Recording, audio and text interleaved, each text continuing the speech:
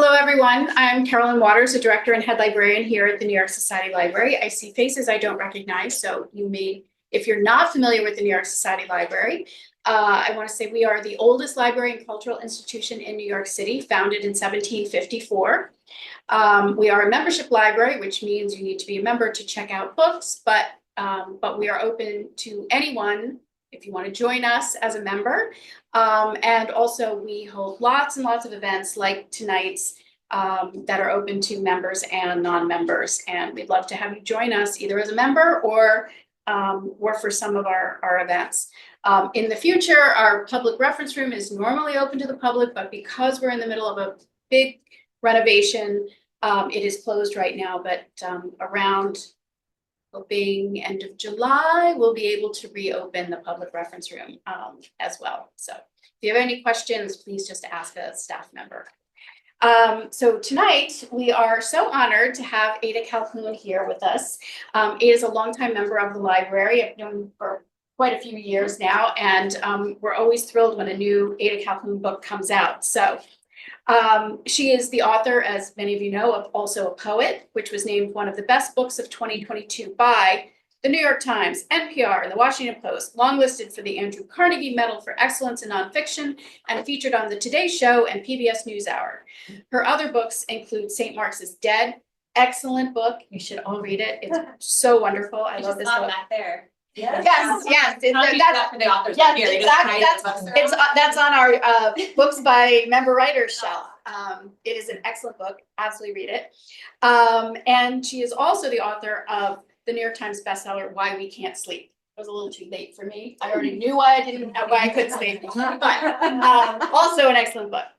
Crush is her first novel and was named a most anticipated book by, here goes the list, The Today Show, The New Yorker, The Washington Post, The New York Times, Time, Harper's Bazaar, Town and Country, Bustle, Lit Up, Zibby Owens, Marie Claire, AARP.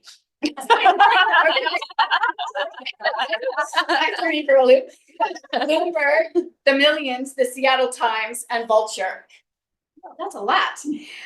Its starred review and book list says, Crush, such a charged word, interrogates all that we think we know about love and soulmates, commitment and conviction, while tracking the long struggle to fully become oneself and do right. An angsty, metaphysical, literature-besotted love story, and Kirkus sums it up. Anything Ada Calhoun wants to write is well worth reading. Hear, hear. I agree with that. We have copies of Ada's book for sale from our friends at the corner bookstore. There's Sasha there in the back. So please do order your copy.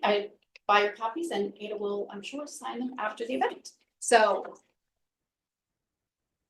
ceding the floor to Ada. It is so nice to be here. I love this space so much. So who's a member? A lot. So a lot of you know, and the others will come to know that it's just like a real treasure of a place. And I wrote some of this here, and some at the New York Public Library. We also have a kind of a nook upstairs there. So I'm going to talk maybe for like 20 minutes. Maybe I'll read a page, and then I will take questions.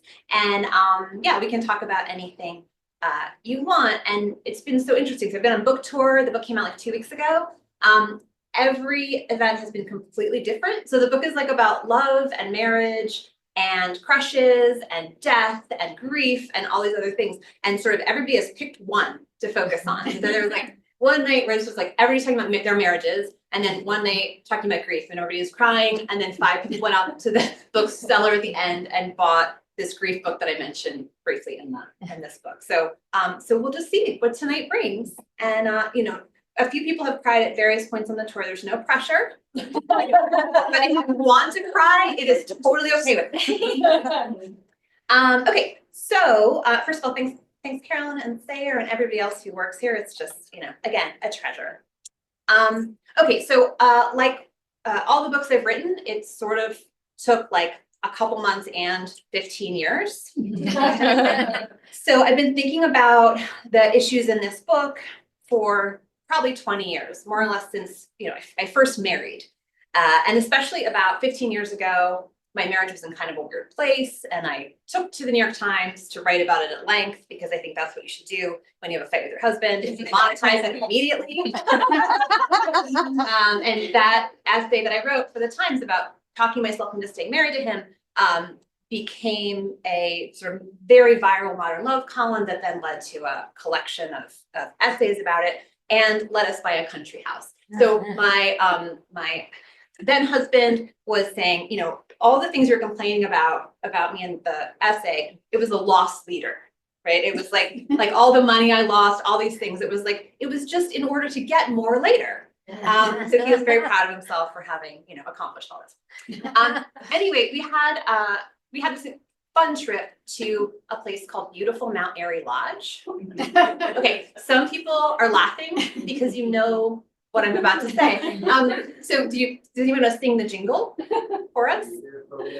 Very Very good. That's exactly right. So as you know, if you grew up in the tri-state area or anywhere nearby, this was the pinnacle of romance could be found in the Poconos at this place, this magical place. I remember watching infinite hours of cartoons and, you know, TV shows when I was a little girl, and they would be periodically interrupted by this propaganda campaign for the Poconos, where you would go and they had the couple like eating lobster in like their bathing suits, you know, by a fireplace, and they had them playing tennis and laughing, and they had them fishing and just doing all these things, and then they had these like crazy champagne glass shaped jacuzzi tubs, and so I was like, that's what marriage is. It's all love and all marriage is that. So I wrote a story for Elle magazine about going to this place with my husband. And it was actually really fun. It was great. And we had the jacuzzi tub, and we had a heart-shaped swimming pool in our room. It was completely wild. I caught a fish in the lake. And anyway, we still got divorced. So my novel that just came out, it's Crush. The narrator is like very happy, like content in her marriage. She's got a career, she looks a little like mine, and she's got a husband and a kid and a lot of friends, and everything's kind of good. But there's something happens that kind of makes her wonder if she's really happy or not, and that is that she gets this massive crush on this other man. So the crush turns out to be sort of like this once in a lifetime soulmate type relationship, which is inconvenient because she is married, and that is supposed to be your soulmate once in a lifetime relationship. So what do you do with somebody like that? Becomes the question. If you want to stay married, but you also don't want to have to give up this connection, you know, what are your answers? So, you know, maybe the smart thing is you stop talking to that person immediately. But the narrator in this book, she is not smart like that. She half-heartedly takes her husband up on his offer of an open marriage, which might be a little more self-serving than is initially she's aware of. But she basically refuses to do anything that she doesn't want to do. And she kind of comes into her own as somebody who's not as willing to compromise as she has been all of her life as this teacher's pet, good girl. So mostly she tries to solve the love triangle with a library card. She dives into reading about love. She's motivated how to figure out how to stay married, keep this other man. And surely in thousands of years, the great minds have figured out how to do this. It doesn't seem very hard. So she consults Dietrich Bonhoeffer, Montaigne, Stendhal, Bell Hooks, all while falling deeper and deeper in love with this other man. I've been told this is an extremely sexy book for book nerds. One of the things I found when I was researching the book here at the Society Library was the complete works of Evelyn Underhill. Does anybody know Evelyn Underhill? Oh, here, please, you tell us about Evelyn Underhill. Early to mid 20th century English writer about mysticism in mostly Western and a little bit influenced by Eastern, but in an Orientalism kind of way. Sure. Religion. and very much admired at the time, now quite out of fashion, especially if one studied religion in a scholarly setting in the 1990s. Yeah, but we have a lot of her books. You sure do. Like a whole shelf. About the books are about 100 years old. I think I was the first person to take some of them out in 60 or 70 years. But what a joy that was that day that I got to like pull that whole shelf off and like go through all of them. I think one of them is called Easy Mysticism for Little People or something like that. For like it's something like really patronizing. But also great. I mean, like very great. She just meant like people who just like live little lives, but then they get to have this experience anyway. Aren't they so lucky? She'll explain it to them. Anyway, so the book is about romantic love, but more than that, I think it's about what love asks of us. And it raises questions about what the greatest love of all is. So that's another 80s reference of the Whitney Houston song. It's a chart topper when I was at middle school spin the bottle parties in the West Village. And you know, it was one of the songs in the same era as like Def Leppard and Billy Ocean and Debbie Gibson, all of them presenting very different ideas about what love was supposed to be.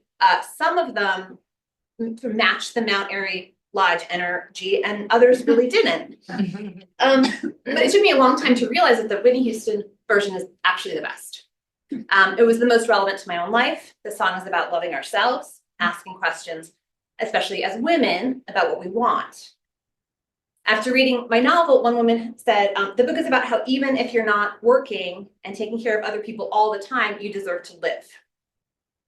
So I think it's for everyone who's ever felt guilty for wanting something that doesn't quite fit into their life as it's set up. And even though it's fiction, it came out of a very intense period of my own life. It was a few years where I had there was the death of 3 people I was close with, divorce, moving, my son left for college. It was all kind of in this very compressed time period. You know, the life stressors index, this little, you know, you can take it, I broke it. It's like gives you points for everything, and I was like off the grid. You know, I was lying awake at night, staring at the ceiling. My then husband was sleeping soundly.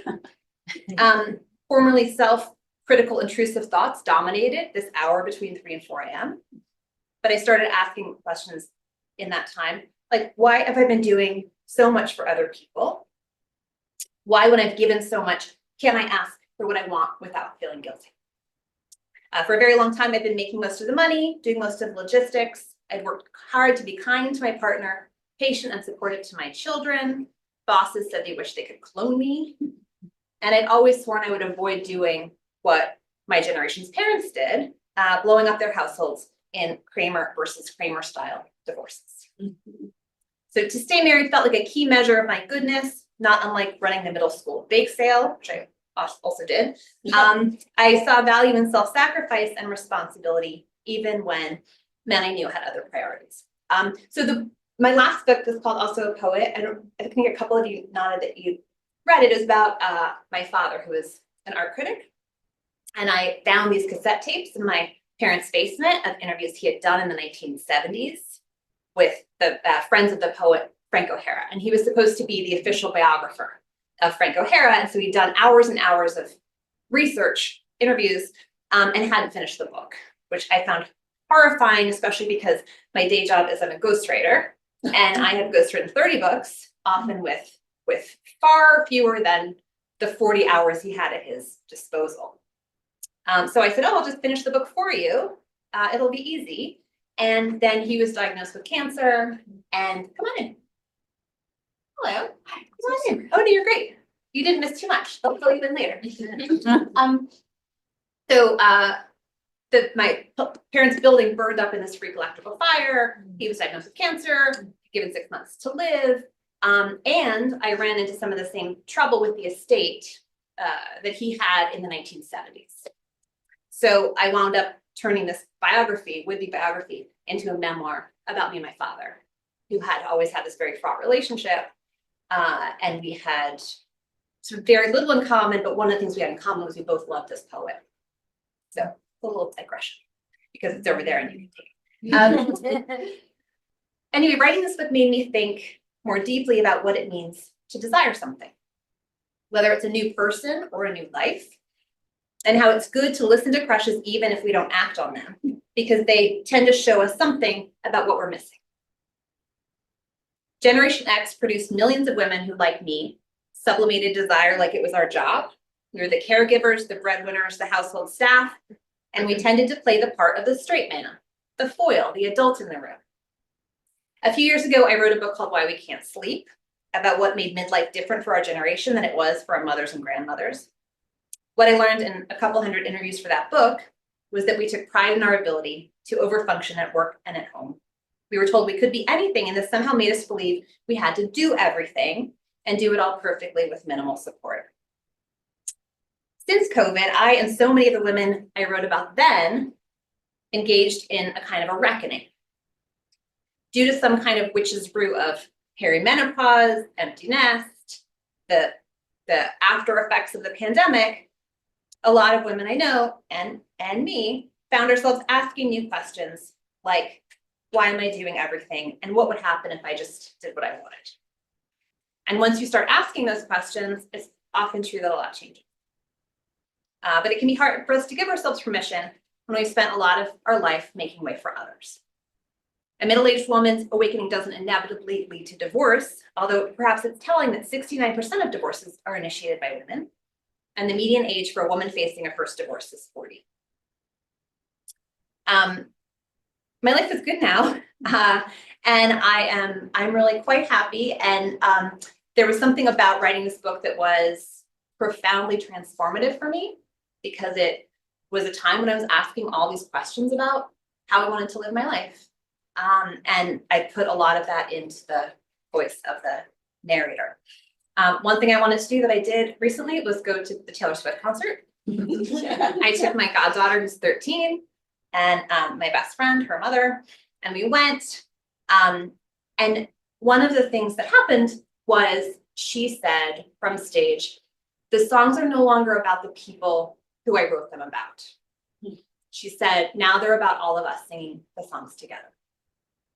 And it's been really interesting being on this tour, because the chaos that this book came out of, I changed into this book.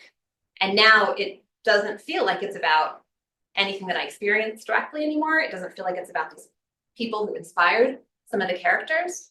It feels like it's about like being here, and having this book kind of thrown into the world as a substitute for me having to hold it all myself. After the concert, we spread our friendship bracelets out on the bed, and we talked about whether my goddaughter should have to go to school the next day. And my friend said to her, you have straight A's, you can do whatever you want. And I agreed. I thought that was really great. And I thought that was kind of a good mantra for the women who I talk about in the book and the narrator of this book. This idea that, we worked hard, we did a lot of caring for other people, and now we get to do what we want. And the greatest love of all is not necessarily marriage or a crush or even a heart-shaped jacuzzi tub. But it maybe is something like what Whitney Houston was talking about in learning to love yourself. The narrator's husband in the book says to her at one point, you're selfish now. This is the snapback after a lifetime of being a good girl. You want everything, you feel you deserve it. And he says it like it's a bad thing. So the book's a novel, but it also does feel like kind of a sequel to all my other books, especially Why We Can't Sleep and also a poet. And basically, I thought about doing a nonfiction sequel. I thought this book could be talking about all these questions, but in the context either of another memoir, where I talked about my father dying and I talked about the divorce and all that kind of stuff. Or I could do it as Why We Can't Sleep 2, now even more of a bummer. But I thought it might be more fun to take all those ideas and throw them into this romantic novel. Because then it could be sexy and it could be fun and it could have a nice arc and everybody could learn and grow and it would be so fun. And it was fun. I feel a little like wide-eyed about fiction because it's the first time I'm doing it, and I have novelist friends who do this professionally. I've done it many times, And they are very patient with me as I said, guys, it's so cool. You can just make stuff up. They're like, we know. But I came up as a journalist, for decades. And you have to do a lot of interviews sometimes to get people to say something you could quote, and you don't have to. In a novel, you can just make them say it, whatever you want. It's pretty fabulous. Yeah, so anyway, one of the things that I quote in this book is this grief book. It's Frances Weller's Wild Edge of Sorrow. Do you know this book? Does anybody know this book? Best book about grief I've ever read. And I think it feels really relevant to this book, and to these ideas about who we become in midlife or after something kind of shakes us up. So I thought I'd just read one quote of his.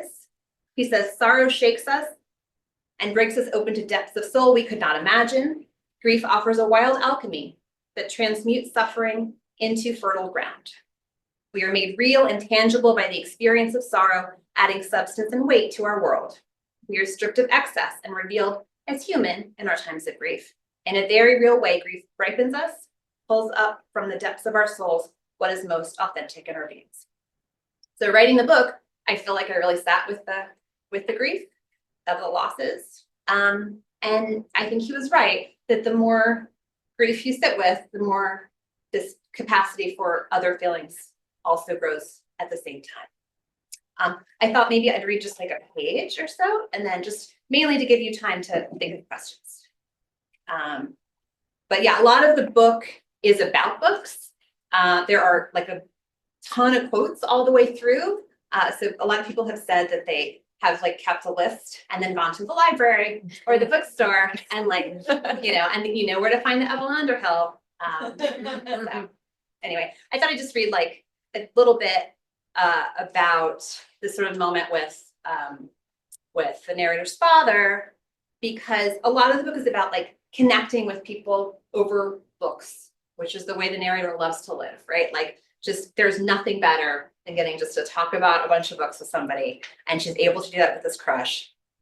And she basically tried to do it with her father with limited success. So at first, my father's diagnosis had made him gentler and more thoughtful. Then his former self returned with a vengeance. He repeatedly delivered the same proclamations, anticipating praise or at least tacit agreement. One old standard was about how when someone got a tattoo, something he had never done, that person was saying, "I'll always feel just like this." Only one day, as he concluded his tattoos are stupid maxim, that line I'd listened to in silence 1,000 times, I piped up. "No, that is not what they're saying. They're saying, I never want to forget this. Tattoos are a remnant of someone you used to love, or someplace you went, or sometime when you were immature maybe, but why do you have to mock people for caring about things? Why was I not able to let it slide? I had no tattoos. I had no investment in this argument. Why did I choose that moment to raise an objection? Had David, thus the crush's, sincerity converted me? It had always been rare that I argued. I never hit anyone with my fists or with my car. Unlike my father, I was a slow, patient driver, happy to zip the zipper when merging, to defer to others if there were any question about whose turn it was. I was not the type of person to yell at a dying man about the hypothetical meaning of a tattoo. But with my father, I'd become weirdly itchy. He'd become that way with me too. He said that my disappointment in his parenting when I was a child was on me, that I should have worked harder to connect with him. Thank you for laughing. They thought I gave him too hard a time, or his friends thought I gave him too hard a time, and so they wanted to avoid my company. He shrugged and turned his hands upward as if their defense of him was something beyond his control, and he smirked. Why would you tell me any of that unless you wanted to hurt me, I said, and started crying. Even if they hated me, like you said, why would you enjoy making sure I knew it? How could you be so unloving? Because I don't have the capacity to love, he said, no longer smiling, though not particularly moved by my tears. I don't feel love either. It's like my heart is a thimble. He held his fingers near his heart. However much love comes in, it just fills up that thimble and the rest goes on the floor. I don't take it any more than that. And that's about how much love I have to give to. That is depressing, I said. He shrugged, and it's a cop-out. I told him about the bell hooks book David and I had just read. how she talked about love as something you do, not something you feel. She said that love was a verb and that love was as important as work. I thought of a quote by Meister Eckhart, also well represented on the shelves of the Society Library, who compared love to a vessel that grows as it's filled, and so it can't ever be full. I pictured a vase swelling and swelling, growing to the size of a house. I described to my father ways my mother and I showed him love and suggested he could just copy those. For example, I made sure that whenever he came over, the root beer he liked was in the fridge. Why didn't he just help my mother with dinner? When he was in town buying cigarettes, he could pick up pizza, so she didn't have to cook. When a kid rattles on for a long time about his Pokemon cards, you didn't have to deliver some devastatingly witty put down. You could just say, wow, that seems like a lot of hit points. How hard is that? He asked me for the name of the books I mentioned. I told him. He didn't write them down. Okay, so thank you.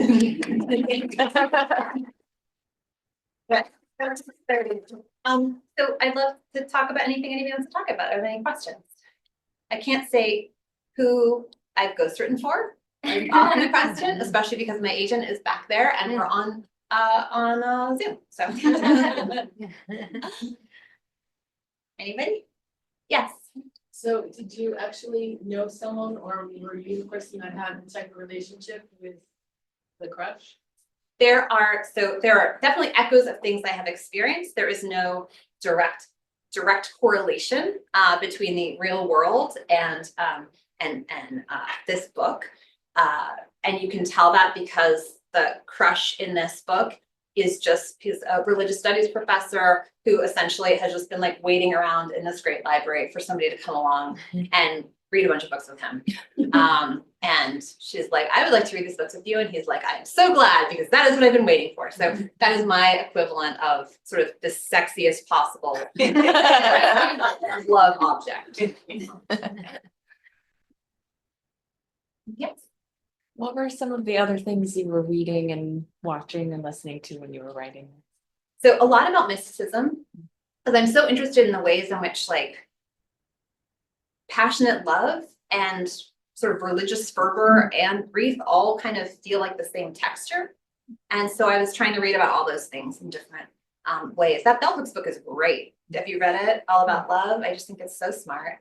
Yeah, I mean, and just like, so the narrator like goes back in time trying to find these solutions, and everything from, there's this stuff about Chinese court poetry where they had this idea that there would be these spiritual friendships and they would just appear sometimes and you had to take them really seriously, and that they had this kind of place in society that was independent from other relationships, and the thinking was it was to be treasured. And so I really like, I like that for the narrator, because it suggested that these ideas that you have to prioritize commitment over everything, maybe isn't true. It's true if you want to stay married, but if your main goal is living this life that's true to who you are and what you're meant to do, maybe you go with the court poetry version instead of the 21st century concept of marriage. Yeah. Hi. Two things. Well, a comment first is that I've always loved your writing, because I think you write about like real things that are hard to handle, but with levity, and you can almost like feel yourself like trying to deal with it in that way, which I think is very real. A part that stood out to me from the book was when the crush, you were like deciding to go forward with the crush, and then you had a moment of like almost like repulsion or something, and like that felt very real, unexpected, but then real. And I just wondered if you ever like thought about the story going like in a different direction there, or like how you like ended up shaping that part of it. Yeah, so I knew that I wanted the shape of the book to be kind of beginning of crush to end of crush, because I think part of what makes crushes interesting to me is they are time bound. Like, it's not like you have I mean, maybe some of you do and tell me your secrets, but a crush that lasts like 30 years, right? Usually a crush lasts for this particular period of time until there is this kind of disillusionment of some kind, and then it either ends and they leave your life, or it transforms into something real. Because I think there is something about a crush that is a fantasy. There's a bit of projection screening usually, and they haven't been dragged down into the dust of actual cohabitation or compromise or negotiation or anything like that. And so I wanted it to be basically the whole book is that experience that she's having that is just pure and thrilling. And then for the end of the book to be either it becomes a relationship or it goes away. But either way, the crush is over. And so, yeah, and I think so the and I want to give away the ending. I think it's a happy ending without necessarily being like, and then they wander into the, chapel and everything's great from then on. Because I think romance novels that end where it's just like, and then they got together and then like, they have like the fade out. I never really like those because it doesn't feel really authentic to me. I'm like, well, then what happens? That's the interesting part. Yeah, hi. Yeah, you talked about this being your first fiction book and the kind of freedom you felt, so that that have people say what you wanted them to say. Can you talk a little bit about what you found challenging moving from nonfiction to fiction like that? Yes. So I think it reads, I'm told, very much like a memoir. And I did pull in, the narrator has a lot of my life and experiences and even characters from past things I've written, or, in sort of in pieces, you can kind of see them. And so I kind of was like, but it's not a memoir and I'm not going to do all the work it would take to make it a memoir with an arc that made sense, that was fun to read. Because those 5 years or whatever it was where my life was in chaos and everybody was dying, it's like, it was not very fun for like, it's not a romance novel. I wouldn't want to read it.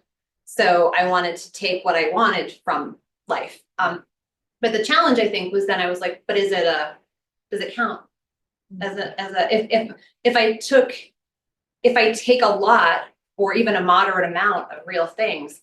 And so I wound up reading a lot about like autofiction and metafiction and all these things.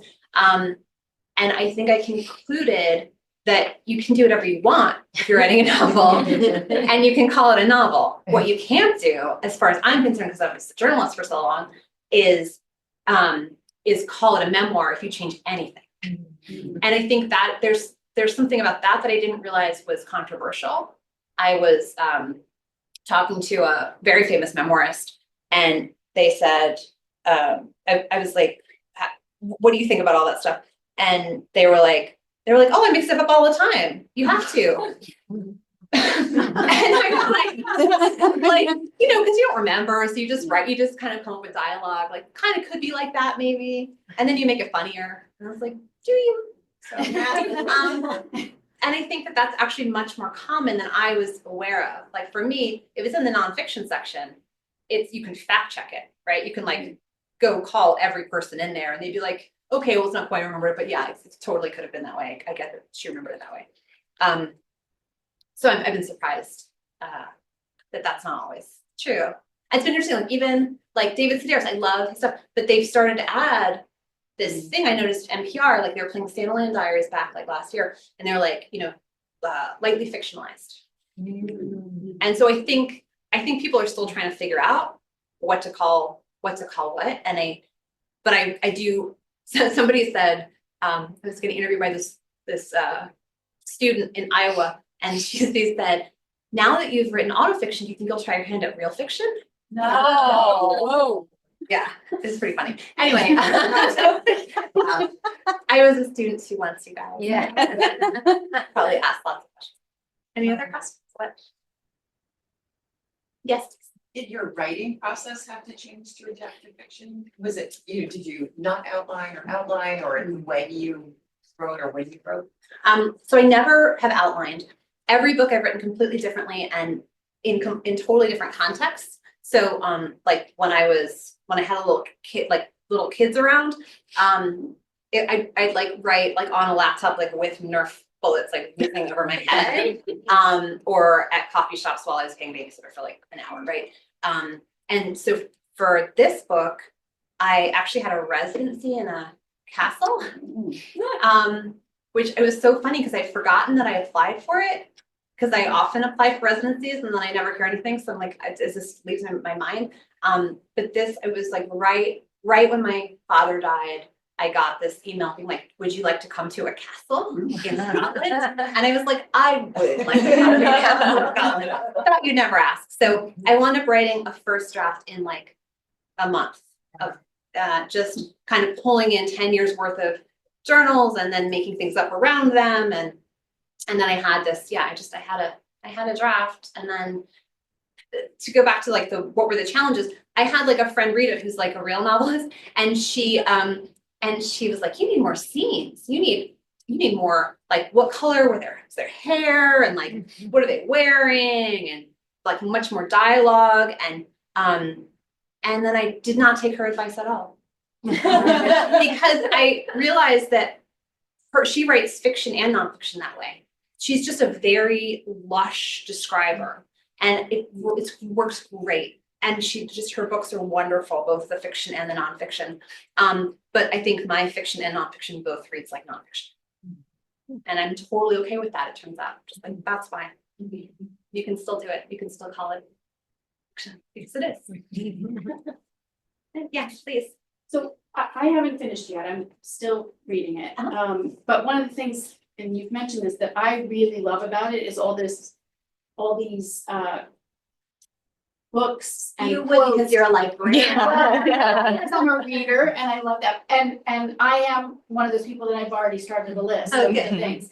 But I'm curious, so if you wrote this at the castle in one draft, did all of that come in afterward, or were you writing, did you have all of this in your head that you were writing at the time, or did you do that research afterward and then started to Well, I bring those? keep journals like all the time. I kept composition notebooks going back to first grade, actually.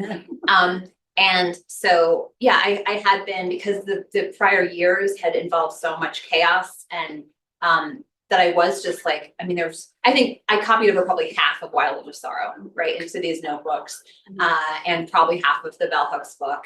And just because I, as I think a lot of us in this room do, I was trying to make sense of it. And the only way I knew that was to look at other writers and thinkers and pop songs from the 80s and write them all, everything helpful down. And then I kind of used it all as a stew to then make kind of tie it together with a narrative.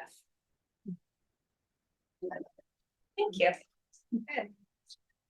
So I'm sorry, now I gotta talk about religion. Great. So someone like Meister Eckhart, pardon me nerding out for a moment here, was monastic. So to him, I think, perhaps description of love in a religious or mystical sense, Sure. and love in a romantic sense, you have the same, if you didn't say flavor, but I've lost the brilliant word you used a minute ago. There's some overlap.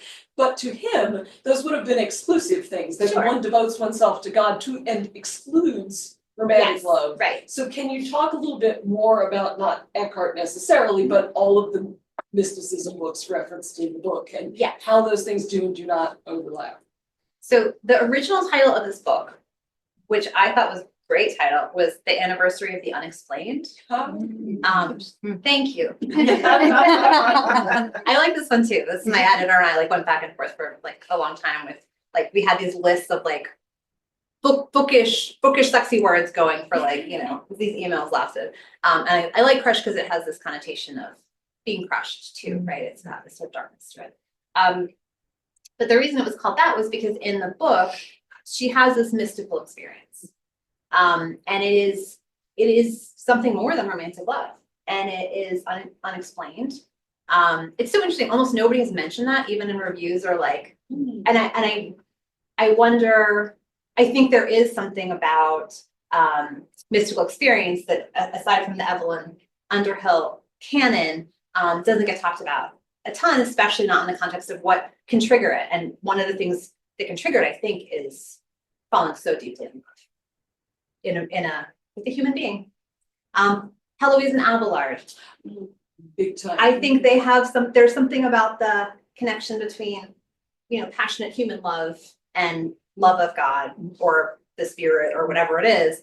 And so that was one of the books I reference a lot in here. But yeah, I was just shamelessly sacrilegious and just ransacking all the mystical books for. I think that's sacrilegious. That's fascinating. And William James? Yes. His religion, okay, sorry. No, please, Yeah. I'm glad you, yeah. Yeah, because that was somebody who did in fact have human Exactly. relationships, not a monastic, but Yes. talked extensively about the varieties of religious experience, the title of his book, yeah, including mysticism and. Yeah. Well, and I think like there's that St. Augustine line, give me chastity, but not yet. So that gets quoted in there. Yeah. Any questions? Yes, please. Why did you choose to keep the narrator unnamed? We know so much about her, but we never learned like that one fact about her name. I kind of like the idea of leaving it a little bit like a fairy tale or like a fable where you can project into it in this way, where it's almost like becomes this, even though they're specific, there's also something kind of archetypal about like, she's the woman and then there's the man and there's the other man. For me, that's more fun. I like reading books like that, where it's like, I like other books too, where the person's super singular and you do know their, what they're wearing and all that stuff and their scenes. But for me, I wanted this to feel, yeah, like almost like a fairy tale.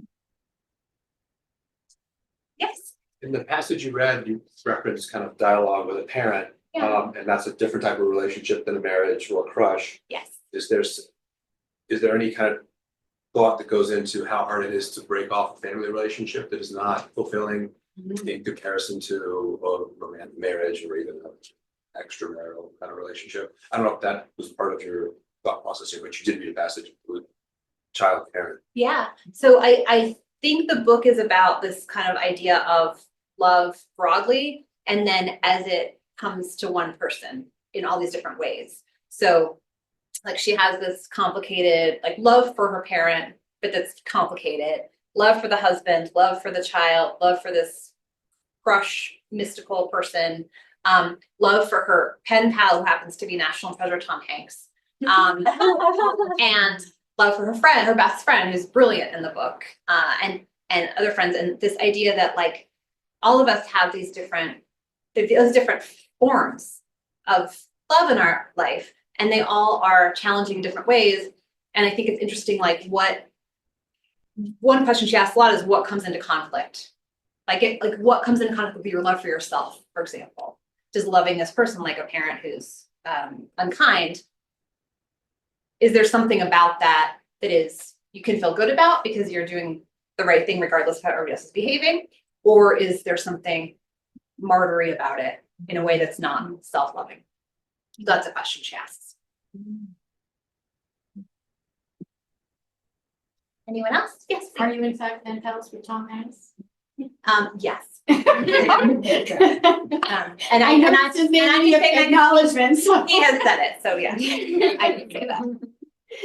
Yes, please. Another one question, so now thinking about this and the relationship with the father, like for the character, is there a connection to the type of husband that you chose, like knowing this relationship that you had with the father or that the character had? So that's what's interesting about going on this book tour is like all these people see things in it that like you don't even see yourself when you're writing the book.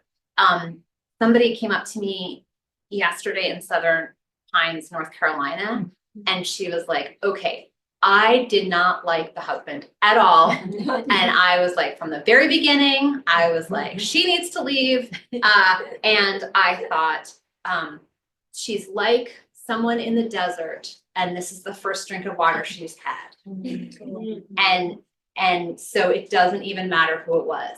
And she's like, so yeah, it's great and all, but she's like, I really thought that like the guy toward the end of the book who shows up, I was like, if it had been him at the beginning, she would have had the same experience and would have left too. And I was like, I just totally didn't even think about that. But so it's fascinating. Yeah, please. I'm so looking forward to reading your book. Thank you. And so pardon my ignorance for not knowing anything about the plot before reading it, but it makes me think of Miranda July, Right. Al Fours and this new genre that you guys have basically created of the perimenopausal or the midlife novel, which maybe that existed before, but it seems to have like come to light with these two books. Yeah, so it's gotten compared to that Okay.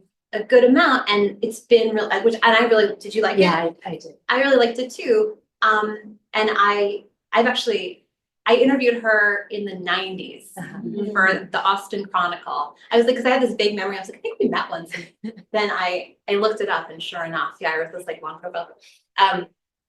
Anyway, yeah, I think she's really interesting, and she's a really good artist. And that book is, I think that was what I was thinking of too, with like the really singular character. Like she is so specific and so eccentric. Yeah. In a way that's delightful. And so one thing people have said in comparing it, like reviews and stuff, is that the narrator in this is like vanishes a little bit in a way that Miranda July's character doesn't vanish. She's like very present and very like wacky and fascinating. And that this one becomes this, people read themselves into it a lot more in a way, like, not like she's not like this character's like super relatable, but there's something about this storyline that is close enough, like the questions that are being asked feel relevant enough to a lot of people who read it, that they just think the book's about them and not about me, right? Which I really like. Whereas like, it's hard to forget that that book is, Right. really connected to who Miranda July is. It's like an artist, which makes it cool in a totally different way, I think. Yeah, and sort of going back to the Taylor Swift idea. Yeah. Her songs were written about her experiences in part, but so many people see their own experiences through her music Right. that it becomes this transformational. Yeah. And I don't know, it was really clarifying hearing her say that, because I think when there is a correlation between the narrator, even in the songs, versus, like, you're like, wait, but is this lyric specifically about, John Mayer in this year at this thing? And the second you make it into something, it's not. Then it's about this, right? And I have always found that with like anything I've made, my book about my father, my memoir, was like that, where it's like you put a structure around it, and then you kind of chuck it into the world, and it just leads you in some way. Not like you're cured, but there's something that gives you power over your own suffering and love and extremity that is, it's just so liberating. And I just feel so lucky that I've gotten to do that book and this book. I don't know how I'd be otherwise. It's, but it feels really good to have it out in the world. Anybody else? Yes. Is there a Crush 2 in the future? A crush too. Now more mystical experience. I don't know. I don't know what to do next. I'm writing a children's book, because that is one part of the library and bookstore I have not conquered yet. Because my last book, I did I think Carol mentioned the history of the East Village, St. Mark's Stead. It's kind of about these cycles of change in the city, and where everybody's like, oh, it used to be good, it's no longer good anymore. And like, they've been saying that since at least 1640, right? About Manhattan. So then that, and then the essay collection, and then this book about Gen X women, and this memoir. And so I kind of like just being like, books to say what they want to be, whatever. It's not very good strategy for like a career, because you're supposed to like write like one thing, like romantasy. It's like all dragons, right? And you like 20 dragon books, and then that's like smart. So this is not smart, but it's fun. Not the dragon smart. Yes. Do we feel sated? Feel good. Can I show some of them, like the who haven't been here before, the a little bit of the library. It's so thrilling on the way out, so we can have a little mini tour. I don't Thanks. think some of the, we're closing in 5 minutes. Okay. Maybe the. So run. Depends on No, the space. No, let me ask downstairs that we leave the main stairwell lights Oh, on, so good. the stacks may Yeah. get a little closed. Okay, good. Yeah. All right. Just Don't you because run the place? space. With that? You run the place, you can do what you want. You can take all the secrets. Anyway, I just want to say this is such an incredible place. It's so wonderful what you've done here. And thank you so much to the Corner Bookshop, which is such a good bookstore. So please, if you want the book, buy it from them. Yes, you come back as like something bad if you buy a book on Amazon that you heard about. Yeah. So go throw money at them, and thank you all so much for coming, and I'll hang out if you want me to sign a book or you want to talk about anything, I'll just be here.